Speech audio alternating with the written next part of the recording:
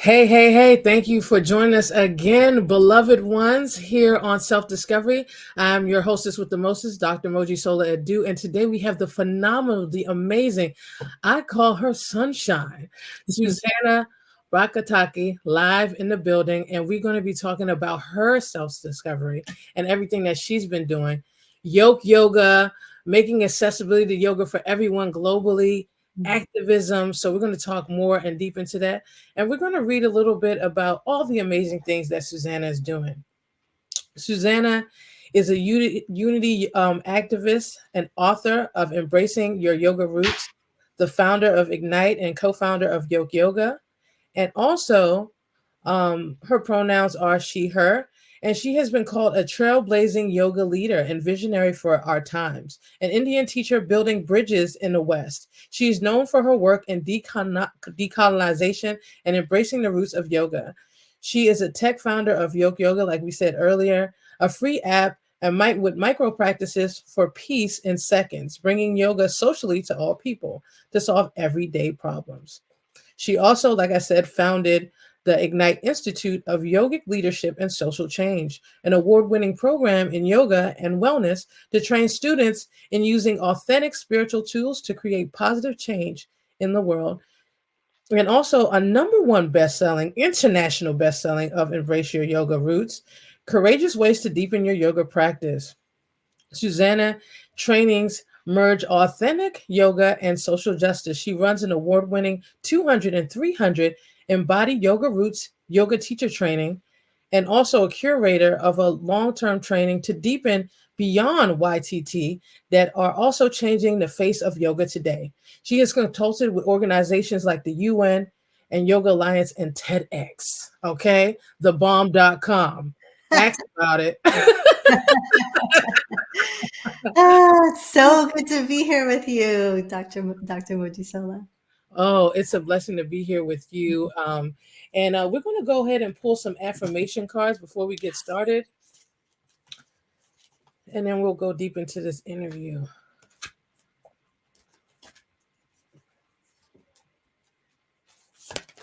Today's affirmation says, my friendships support me, nourish me, and inspire me. How does that resonate for you today? I mean, I will say, I think a lot of the beautiful things in my life have come through my friendships. And I'll just tell a very short moment. I was with my friend Patrice, and we had a divination ceremony. And in this divination, and this is in her culture, so like Igbo culture, I was told I would be a doctor. And I was like, oh no, you're telling an Indian woman who studied philosophy that they're going to be a doctor? No, no, thank you. I really chose not to go that route. And Patrice looked at me and was like, Susanna, you understand, in our cultures, a doctor is a healer. A doctor doesn't have to mean a medical doctor. And so why don't you go deeper in yoga, go deeper in Ayurveda and all the things you bring to us anyway? It's like, oh, right. This is over 2 decades ago. And if it wasn't for Patrice, I probably wouldn't be doing what I do today. Right. So the power of friendship. Well, shout out to Patrice, and I'm a fellow Nigerian. I'm Yoruba, so okay.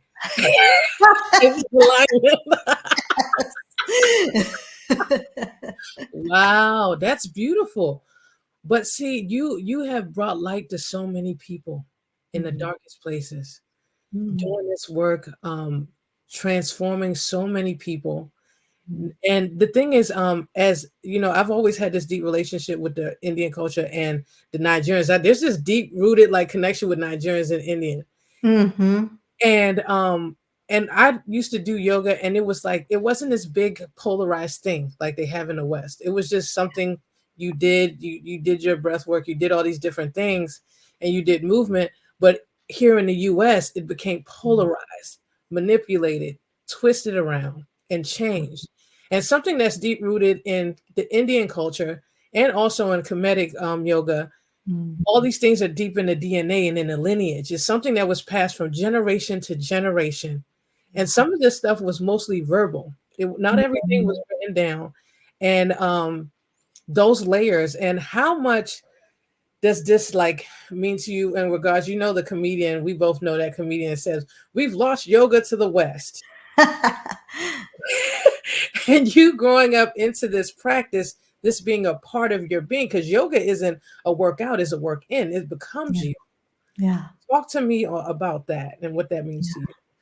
Yeah. I first want to just like kind of underscore what you said about the connection between Nigerian and Indian culture. Our cultures were communicating, trading, connecting way before colonization ever got there, right? So just acknowledging that. And I often like to emphasize the African roots of yoga, many of which we don't know, right? But we do know because it's in the stories, it's in the practices, it's in the things our aunties and uncles and family members pass on. And so just a shout out to that, and also the interconnection between our cultures. I think that's so important, and that's part of what we lose in the West, right? Like in the West, where yoga becomes this thing you do on a 2 by 6 foot mat in a quiet, cold, sterile room where you have to look a certain way and be flexible and have the right clothes. Like none of that is what our ancestors were doing, right? They were out under trees, by streams, in communities, having, conversations, sitting on grass, like talking with each other about how to find freedom from suffering and the experience of liberation. And that comedian Sarna Garg, I love her. She's so great. She just nails it because it's exactly it, right? Like we've lost yoga to the West. Like these are our ancestral practices. This is our heritage. And I say it, you can probably hear the smile on my face, but it is, it's also so painful when you acknowledge that loss. And part of why I do the work that I do is because I can't tell you how many Black folks, how many Indian folks, Sri Lankan folks, Nepalese folks, like Asian folks, right? Like how many people say, oh, I didn't realize I could do yoga. I didn't realize I could be a yoga teacher. But these practices come from us. They're in us. They're in our blood. They're in our ancestry. They're in our lineages. And so I'm like, we need to change this and change it so 80%, it's like 80 something percent of yoga teachers in the United States are white. And bless you all, love you, honor yoga's roots. We know you're not going anywhere, right? As we welcome you to do it and do it with love. And let's bring more representation. Let's bring in people of all body sizes, disability, ability, right? Like Black, brown, whatever. We want to see us, because when you see people like yourself doing something like yoga or wellness practices, you can envision yourself being well. But if we don't see it, then we can't. And that's real. And it's hard because there's not that many representation out there. And we're always seeing these polarized pictures of people with these fashionable clothes doing yoga and these overextensions. And yoga was meant to be done in any type of clothes. You could wear whatever. Yeah. You could do it in any space. Like, I'm like, when did it become like this? Yeah. So now let's transition into this journey that brought you to who you are today. This journey from, did you always feel like you were going to do something bigger than yourself? Did you always have this big vision when you were little? I did not. I was super shy. Yeah, some of you might relate to this. I was so shy. I do remember I had a principal once at elementary school that was like, this little girl is going to do big things. I was like, I don't know what you're talking about, sir. I'm just trying to read Charlotte's Web and like stay under the radar. But I did love books. And as just for folks who are listening who might not know my story, I was born in England to an Indian father and a British mother. And this is at a time where that just wasn't happening that much. And so there's a lot of discrimination and oppression and violence against Indian and Pakistani and mixed race families. And so we moved to the United States to escape that. But at a time where, in a place where I moved to like suburbs of LA, but there was a lot of discrimination here in the United States too. And so I grew up into this experience of separation and always being othered for who I was, for the practices that my family did, just everything. And I didn't really have any solutions, but what I did have was the practices that my family gave me: meditation, mindfulness, not so much asana, but more like mantra, mudra, different things like that, which is like sacred sound, sacred gesture. And luckily, in around like right after high school, so when I got to college, the things that I had been discriminated against for, I was like, I'm going to turn towards those. And so that led me on this path to like, wow, this is really working. I am feeling so much more powerful within myself, even if, the outside world doesn't reflect that. And I think my friends started to notice, right? Like, Susanna, you're different. What are you doing? What's happening? And then they asked me to share, and they asked me to teach them. So it just kind of evolved. And then later, a few years later, I went to do some training in India with one of my root teachers. And he asked me to teach. He was like, you've been here long enough. Basically, I stayed for about a year in Bihar. And he's like, this is great. I'm glad you're here and doing the work here, but you need to go back to your community and particularly share yoga ethics, because that's really lacking in the West. And so that was really when I was like, okay, I'm ready to actually teach, and started teaching. So I didn't envision it. I would say, A.T. Aryaratne says, as I worked on the road, he did all this service in Sri Lanka, in the community. As I worked on the road worked on me. And the same is for yoga. As I practiced it, it really began to practice me and led me to teaching. Wow. Beautiful. And thank you for, carrying on that torch, because as we talk, we come from immigrant parents, and just looking at how cultures are being dissolved or watered down. Yeah. While others are taking the culture that we might have been bashed for or ostracized about when we were younger, and now they're taking it and they're actually speaking our languages. They are doing the things that we were shunned against, and then they're repackaging and sending it back to us at a bigger package. And and it's hard, this assimilation. And I don't think a lot of people understand. A lot of our parents come to this country for a different change. And they come into this whole assimilation. You have to be this way in order to be accepted. And we start losing bits of our culture. Yeah. And how important is it to hold on to that foundation as it shapes us through our journey?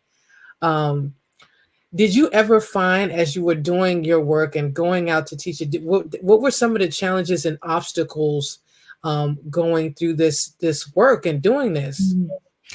When I first came back from India and wanted to teach, because I've been asked to teach, right? I was looking for studios and places to share yoga. And they were like, where's your Yoga Alliance certification? It's like, I just got off, years of practicing with yogis that had come out of caves. I don't have a certification. What are you talking about? This doesn't make sense. But I realized in the West, I needed to follow that pathway. And I think many of us, as women particularly, and as folks of color, we can have to over credential, like do something 10, 100 times better, whatever, just to get in the door. And so I definitely found that. So I got an Ayurvedic certification, yoga, 200-hour, 500-hour, even a yoga therapy certification, right? So just to be able to start to become taken seriously by these different institutions. So also for folks listening, I'm 47, right? Like, this stuff, it didn't happen overnight. It was like when my work in my book kind of blew up in 2020, it had been almost like 15 years in the making. So there was a lot of time and work where no one saw it. It wasn't glamorous. I was just doing the work, and then the time came where the world was kind of aligned to see and value what I had spent like 15 years cultivating. So I think there's all of that, right? Like the work that happened not because I was looking for any recognition outside, but because it was just my work to do. Like, I was called to do it. And so the early days, it was a lot of that struggle, and then finding places to teach. I was also a elementary school and high school teacher for my profession. And so a lot of my first students were my actual students. They came to me for English and history, but we would also do yoga yoga and yoga philosophy as part of our history lessons. And so there's like a couple thousand students out there who are now probably like the I guess they're like Gen Z or younger millennials who got to experience yoga as part of their public schooling, which is so cool, you know. And I still get messages from students who are like, Miss B, you know, I breathe now before before I go to work or whatever it is. So I'm really grateful for those early days. And for folks who feel like, too, I'm thinking about people listening, whether or not you teach yoga, right? It doesn't really matter what it is. But if there's like a calling in your soul where you're like, this thing really works for me, I'm fired up for it, I believe in it, but no one quite gets it yet, don't give up. Like, keep going at it, because if it's yours to do, it is yours to do. Oh my God, we share that in common. I used to teach a K through 12 in Oh. Prince George's County schools, and also kids with IEP. So I'm like, ooh. Yeah. Wow. Oh my gosh. Really cool. Yeah. So, you know, I feel like teaching is one of those things where you learn so much from the students. You learn so much about yourself and for students, and it's so rewarding, honestly. It's really rewarding. Yeah. And so you went through all of that, and you did a lot of you know, work, but you knew that this was bigger than yourself, right? Yeah. So you created this book. What pushed you to say, I'm going to write this book? It's needed. The world needs this.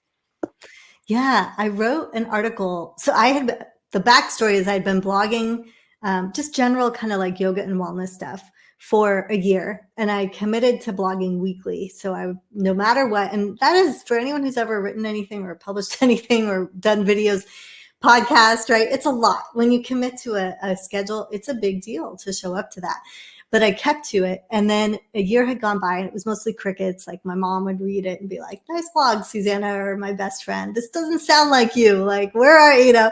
And finally, a year in, I was like, got back from a puja, which is like a ceremony, sacred ceremony at my aunt's. And there was a yoga festival down the street, all white people.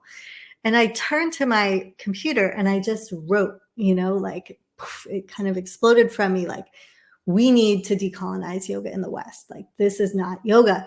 And here's how. And then I hit publish, shared it on probably at that time, 2015. So probably just Facebook, and then went to bed. And I woke up the next day and like 100 people or 15. Yeah, it was like 100 people had shared it. I had 1,500 comments. This is the first time anyone beyond like my family and best friend had read my writing and were resonating. So I was like, oh, this matters to people. People feel this too. This isn't just me. And that seed in 2015 was, I think, the beginning of like, this could become an important message that needs to be shared, whether it's in workshops, which I taught, or trainings, which I also did at that time, and then ultimately a book. And I lost one of my teaching jobs. I got let go from because I brought up racial and gender discrimination in the workplace, right? And so then, boom, I was gone. And I had an opportunity in that space to write, you know, because there was just a little bit of like spaciousness and I wasn't working all the time. And that was where the book came through in 2016, 17. And so I just took some time to write the whole story of like yoga in the West, right, through my experience, and then tried to get it published. It got rejected. So it's like, okay, it's not good. I'm not going to do it. Decided, okay, I'm not going to write a book, but I'll write a workbook. So got back on, wrote the workbook, and then halfway through it was like, this is a book, it's not a workbook, and then self-published. And right before it was going to go to publication, I got a trademark complaint on the name Honor Yoga, because at first it was called Honor Yoga's Roots by a non-Indian company. And so I was like, wow, the struggles, right? Like, literally, does my life have to always so closely replicate what happens to yoga in the West? Like this appropriation and exploitation. But I had a dark night of the soul of like, I may be right in the court of public opinion, but I will be wrong in the courts, you know, and also it's just me. Like, there's no trust fund. There's no, going up against, it was a pretty big company, just doesn't make sense. So I had to change the name and then take all this time to redo the book with a different name, Embrace Yoga's Roots, which I love Embrace. I think Embrace is nice. And then happened to publish in, when was it? It was November 2020. So it was also just timed with a moment where people were awake to social justice. We're, becoming more and more awake to social justice concerns, the people who weren't awake to them because of our lives. So it was quite a journey. Yeah. Well, I'm so proud of you, of everything that you do. And just, I mean, because I know it's not easy, just in a Western society. And how do you deal with challenges and, like pushback from people while you're doing your work? How do you maintain, I know even through the practice, but how do you keep yourself steadfast, even with people coming at you, especially with social media? It's insane. Yeah, it is. It really is. Yeah, this is a great question. I think it's back to your first mantra that I'm really reflecting on around the power of friendship and community, having friends that I can connect to and community that we can support each other has made a huge difference. Definitely the practices of yoga, right? Like breathing. I don't know if anyone can relate to this, but it's like that thing in my head, right, where there's a constant conversation. And so when something comes in, sometimes that becomes part of the conversation, like a critical comment or whatever. But when I'm meditating, I can slow down and catch it and pause and not believe it and not need to react. And so it's really like dropping into that space and not reacting. And then for me, often it's moving to the, like the big sky mind. Like there's a meditation where you connect to your own clear blue sky, and then like the actual sky, which is everyone. And when I go there, I'm like, okay, we're all needed. Even this person who's criticizing me, or even this person who is like, there's no such thing as cultural appropriation, or, yoga in the West is just fine. Like we're all needed in this movement. And then I can come from that space of really love and interconnection rather than like small, ego or defensive. And I feel better. I feel grateful, honestly, for the opportunity to become closer to God and the divine in that way, and then to act from that place. So that process helps. How about you? How do you do it? Me, I just realized, like you said, we're all interconnected, and I have to figure out like what is the lesson in that. Yeah. What is the lesson in everything? When they're attacking me, is it really me, or is it what they're dealing with at that moment? Yeah. And most of the stuff, we're on a divine mission, and we're all waking up, and we're doing this whole. Not a lot of people can be in this vessel in this time that we're in right now. Stand strong and rooted in our cultures, in our traditions, in our peace and in our love. And people are going to try to tear you down, but I'm just like, you know what? The Creator, like you said, is guiding us. It might not make sense to other people, but it makes sense. Yeah. Yes, it does. It makes sense. Yeah. And you take care of so many people, your family, everybody. How do you take care of you? Yeah, I love long baths. I'm a Pisces, so you can find me in the water. Are you a Pisces too? That's amazing. What day? What day? What day? March 7th. I'm March 19th. Wow, that's amazing. Yeah. So we love the water.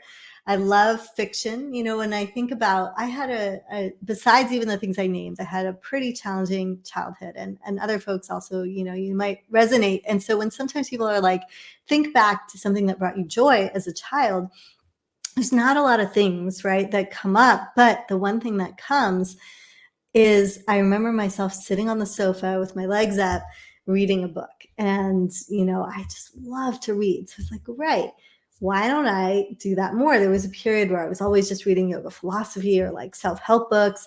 like, no, let's just read fiction. So I've been really into, there's all these great new women's midlife fiction, and they're like paranormal fiction. So like people turning into witches, and there's like just so much cool stuff. And then Desi, which is like Indian, Indian fiction too.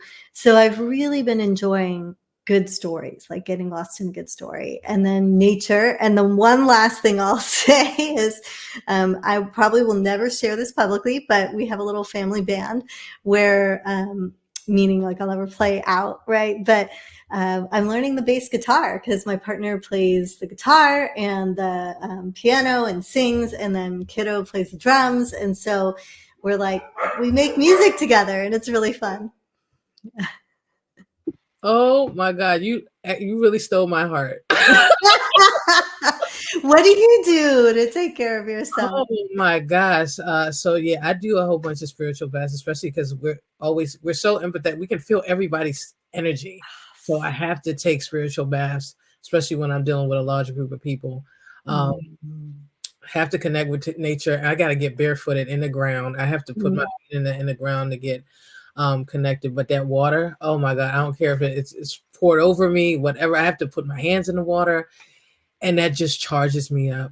And I always got lost in the books because we didn't have all this stuff back in the day. All this, it's just like information overload. I used to just the imagination. I think playing in that inner child has brought me so much joy. I'm tapping into, like, I have all these like Hello Kitty stuff, all these little all these little toys. Like I even have like this fluffy pen of Garfield.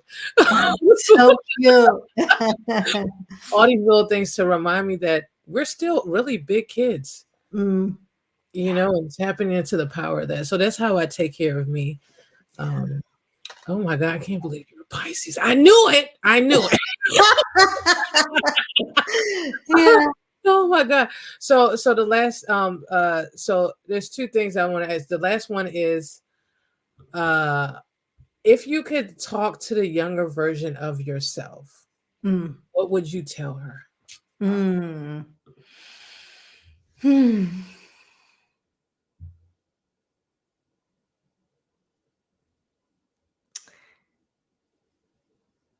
I would say trust your sense of humor. And you're worthy. You have these words behind you. I love it. Yeah, you're worthy, and you'll find the people who will remind you who you are, and just keep trusting that. Yeah.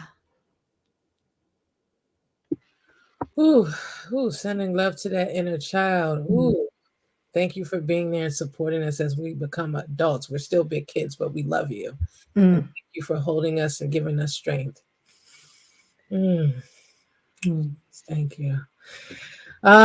Yoke Yoga, man. Oh my God.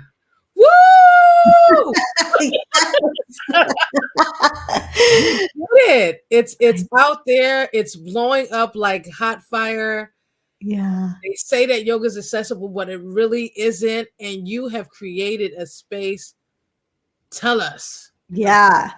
Thank you for that love. Yes. It's like, it's a non-judgmental wellness community, right? It's a space where everyday folks who might have issues like we all do, back pain or, anxiety or insomnia, or all the day-to-day things that just can crop up. It's like we can find a practice to support us with that, with someone that looks like us, with people who get us, with people who feel like they care. It's wellness for people over profits. I feel like on the apps that we're all on, it's like the community is like a byproduct of them making money off us. So let's do this in a way that's fun, that's social, that's connecting, but that's for us and with us, So I'm really, really excited by it.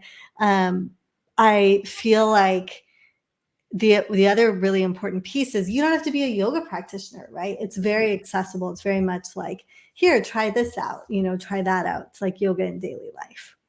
Ooh. Yeah. You better download that app, Yoke Yoga, and join it, and be a part of the community, because I think there's something that we lost in the Western societies. We've lost community, and that's what we thrived on. We thrived as tribes. Women would come together in circles for healing. Like, we've lost a lot of that, and I think that Yoke Yoga is doing it and building and bridging that gap on community. So thank you so much. Yeah. And it will always be free, right? The scroll will always be free. So just know that it's truly, the intention is to truly make wellness and yoga accessible to all. How can yoga teachers sign up to like support you? Yeah. So if you go to the website, which is yokeyoga.com, then you can get the app, right, for free. And at the bottom, there's an application for yoga teachers to become creators on the app if you would like to become a creator. So it's all right there. And it is profit share, right? So there is subscription, and folks can upgrade if they want to get longer classes and things. But it's like 50% profit share to the yoga teachers on the app. So it's really fun because I feel like it's win-win-win. We really need this industry of wellness, I think, to represent us and also to like help us all be well together. Yes. Yeah. And for those going through their journey, or yoga teachers, yoga therapists, or just anybody seeking care, what are the top 3 things that stand out to you in regards to advice for people out there? Yeah, I think the very first thing is trust yourself, right? Because any wonderful, great healer, all the wonderful healers and teachers I've ever had have always told me, like, don't listen to me, try this out for yourself and see what works. So that very first thing is like, you are the authority, right? Like, underscore. And don't be afraid to ask for help. Like, there's times where, great, I'm the authority, but I actually forgot, or I don't know, or I never knew how to deal with this thing, this new challenge that's coming up. So find support, find the communities. There's so much that's available that is free, where it's given from the soul, right? Given from person to person, human to human. So find that. And then the last thing is connect to your breath, because it's the very first thing we come into the world, and we take our first breath, and it'll be the last thing that we do. And so it is always there. It's always a guide. The quality of your breath can tell you so much, if it's deep, if it's shallow, if it's raspy, not in a judgmental way, but in a like, oh, my breath is up in my chest, my breath's a little, irregular. Maybe I need to go lie down or take a break, right? It's such a communicator to us of our mind, our body, our spirit, and a way to connect us to that, like that interconnection in the pauses between your inhale and your exhale. You can drop into infinity. It's really powerful. Gotta love her. Oh my God. I want to give you a virtual hug. I'm giving you a virtual. Yes, I'm giving you a hug too. Oh my God. Please log on and log on to the site to download the app. Also, you can visit the website that's below. You can visit her website. Also follow on IG. And I'm telling you, if you're having a bad day, check out her IG. You will smile. She's sunshine. I call AKA sunshine. Thank you. Thank you so much. This is such an incredible gift you give to us with this podcast, and all the affirmations and the positive energy that you're sending out there. I so appreciate you and everything that you're doing. I appreciate you. And join us again next time on the next episode. Always remember that life may throw you a curveball, but you're always in charge on the direction that it goes. Keep being good and keep, giving yourself grace. It's going to be okay. We're going to get through it. Love you all. Peace and blessings.